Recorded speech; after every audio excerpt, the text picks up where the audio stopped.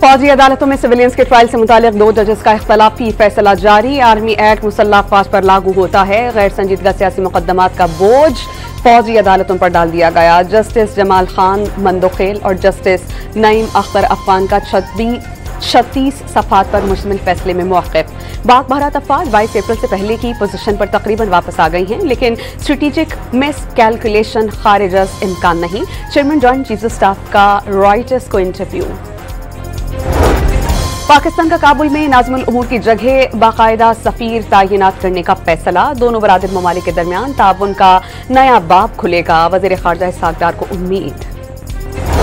और दूसरे T20 में पाकिस्तान और बांग्लादेश की टीम्स आमने सामने। पाकिस्तानी टीम में फ़ख्र जमान की साहबजादा फरहान, बांग्लादेशी टीम में परवेज की जगह मेहदी हसन शामिल।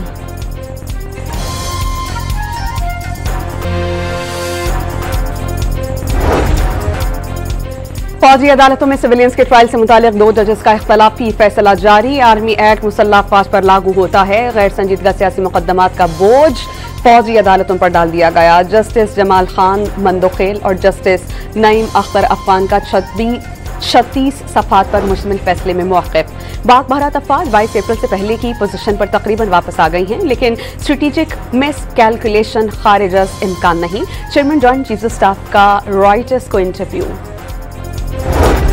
पाकिस्तान का काबुल में नाज़िमुल उमूर की जगह बाकायदा सफ़ीर तैनात करने का फैसला। दोनों बरादर ममालिक के दरमियान ताउन का नया बाब खुलेगा। वज़ीर ख़ारजा इसहाक़ डार को उम्मीद।